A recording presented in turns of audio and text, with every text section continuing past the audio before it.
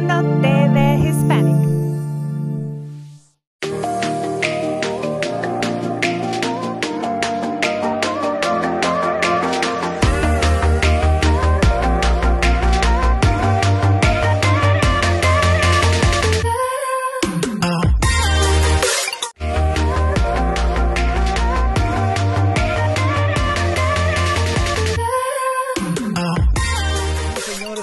Aquí conversando entre amigos.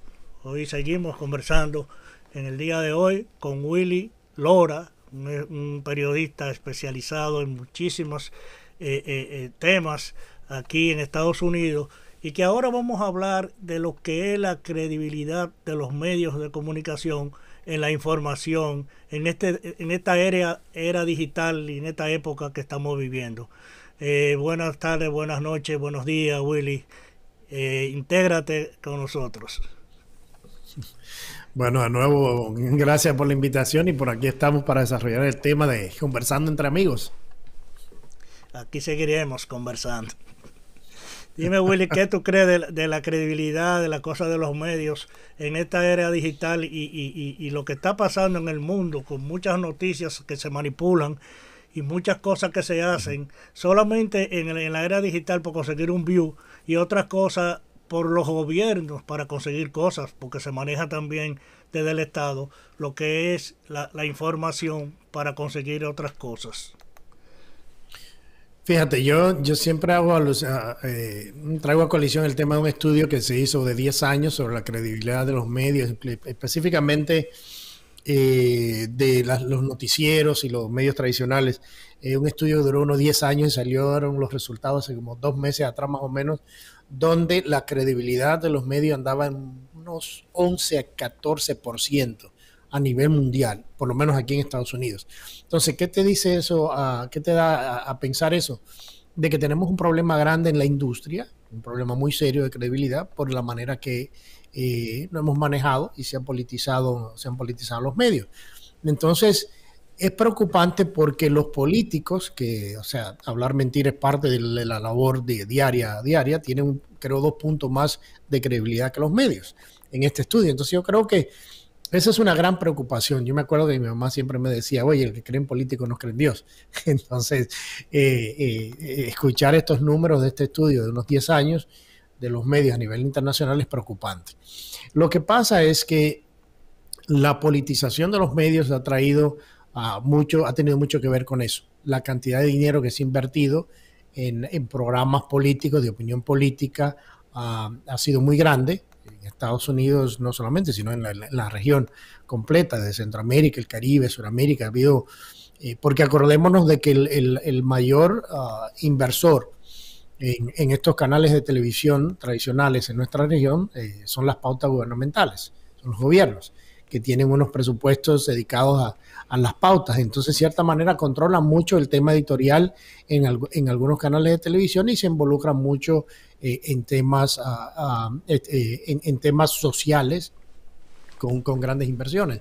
Entonces, de cierta manera, tiene mucho que ver con el tema de la credibilidad. En Estados Unidos no es que esté exento de ese tema.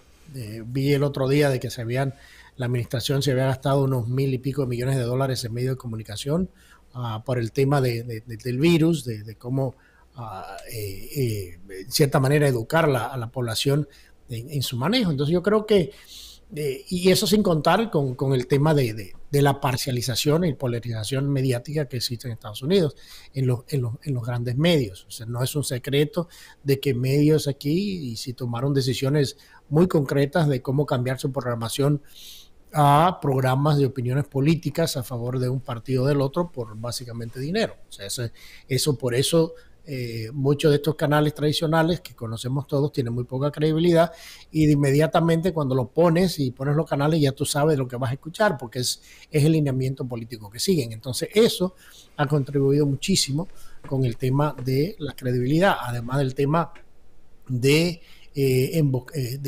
meterse en censurar, lo cual para mí fue desastroso mirar cómo la industria, en vez de apoyar la libertad de prensa en el tema específico de de la famosa computadora del hijo del presidente actual, de Hunter Biden, que cuando salió la historia por el New York Post antes de las elecciones de 2020, se abocaron con con las industrias de tecnología, de redes sociales, de censurar una historia de que es y fue en su momento verídica, pero se movió una campaña muy desastrosa para la industria de querer censurar esa historia, porque para mí nosotros siempre habíamos sido los medios que cuando salía una historia de este tipo íbamos detrás de esa noticia, había que investigar más, pero en este caso específico, nuestra industria con las redes sociales se abocaron en censurar esa historia y todo lo que tuviese que ver con la historia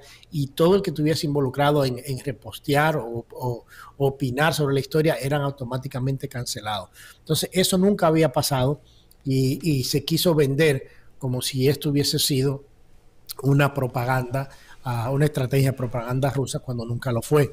O sea, la computadora estuvo en la mano del FBI por un año antes de que la historia se hizo pública y el FBI se mantuvo callado, inclusive trabajó muy de cerca, como hemos visto en las revelaciones de los documentos de Twitter, después que Elon Musk compró a Twitter por $44,000 millones, la colusión o la relación muy intensa y directa que algunos sectores de Estados Unidos como el FBI, el Departamento de Inteligencia, Homeland Security, la Casa Blanca, el Departamento de Homeland Security también estuviesen, el Partido Demócrata, trabajando muy de cerca para censurar toda narrativa que fuese contraria al partido y a la narrativa oficial. Entonces eso hizo mucho daño y en ese momento...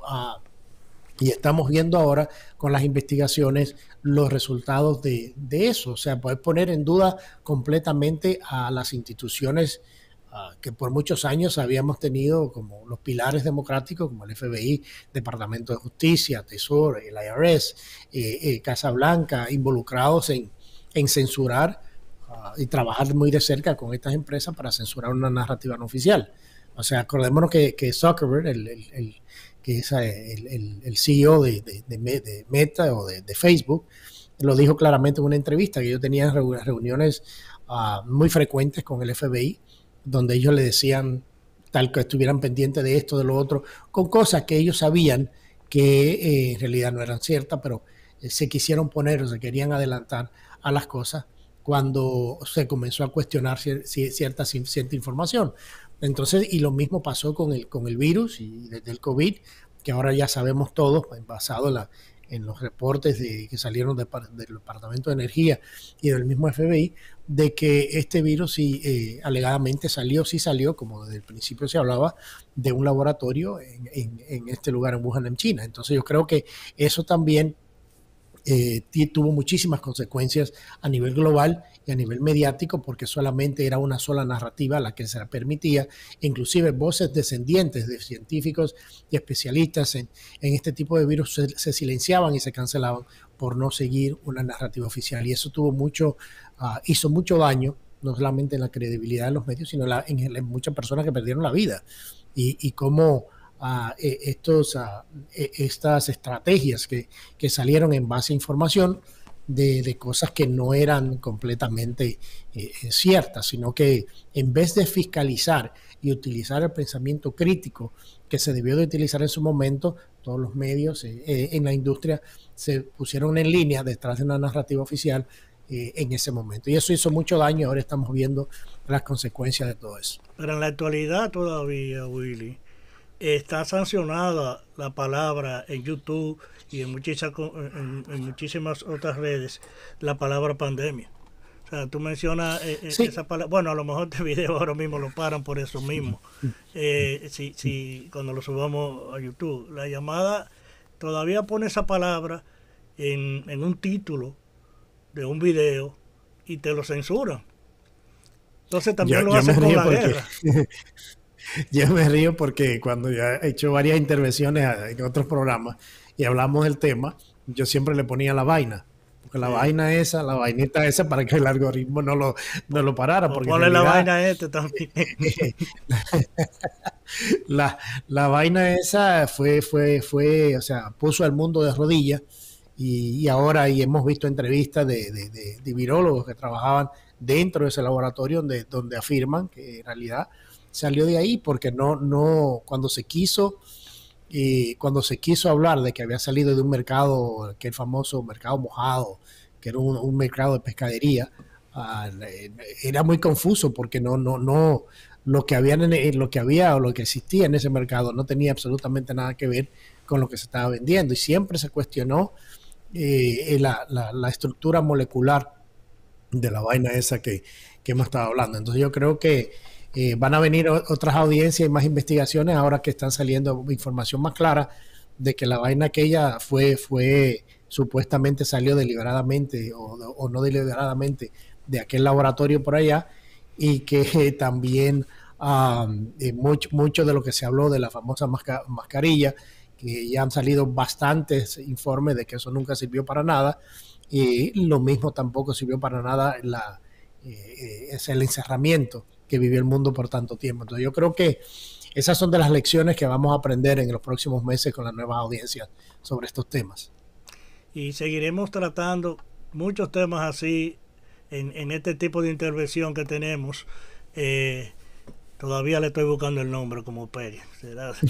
Hablando con mis amigos. Conversando entre amigos. Pero vamos a llegar.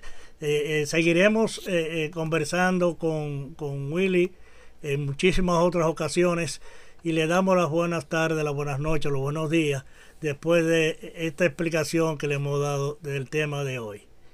Bueno.